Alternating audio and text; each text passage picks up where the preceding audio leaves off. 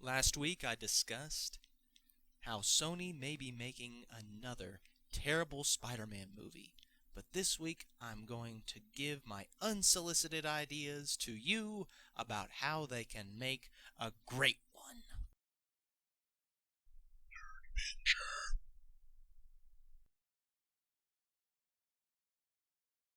I do not care for the Amazing Spider-Man franchise that starred Andrew Garfield.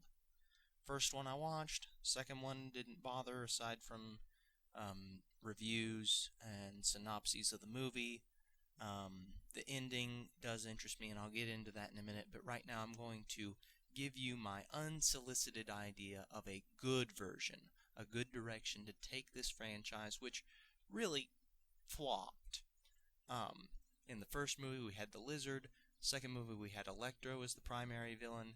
We've also got some teases for other villains.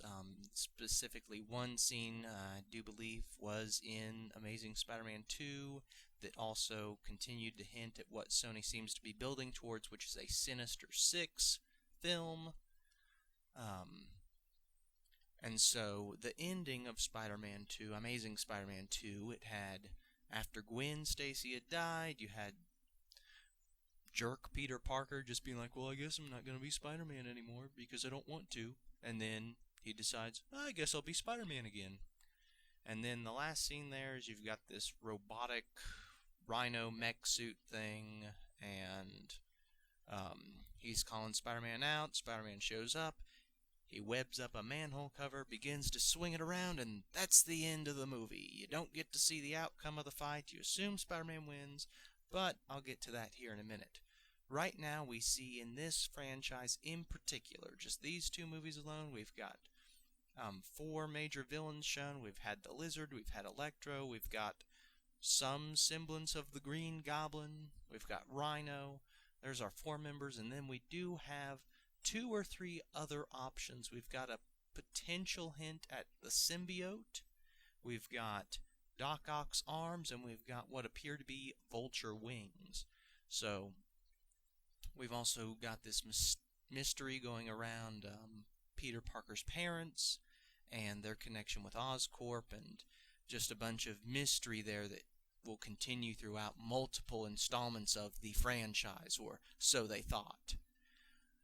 Now, Sony Development apparently has been thinking about doing another one with a more politically correct version of Peter Parker, which you can see the previous video. I just don't see that going over too well with fans.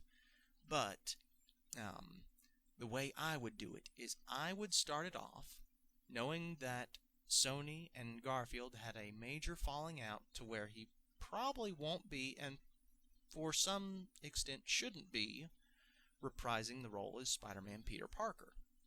So what if we began this film with a different Spider-Man? We introduce to this building Sony Spider-verse one of the other Spider-Men. Now, we could say we could do Spider-Gwen, but I don't think that that would be the best route to go. We could also do, say, Ben Reilly, the Scarlet Spider. But again, I think we're missing an opportunity. I think really the spider that we want to go with in this one is we'll introduce Miles Morales. And to do that, we would begin it with a major shock. Spider-Man is dead. Yes, in that final battle in Amazing Spider-Man 2, as he's swinging the manhole cover towards the Rhino mech, the Rhino parries the blow, and Spider-Man dies. We don't even have to cast Andrew Garfield for this role. It can be done completely with stunt doubles and with CGI. It's just a matter of Rhino kills Spider-Man.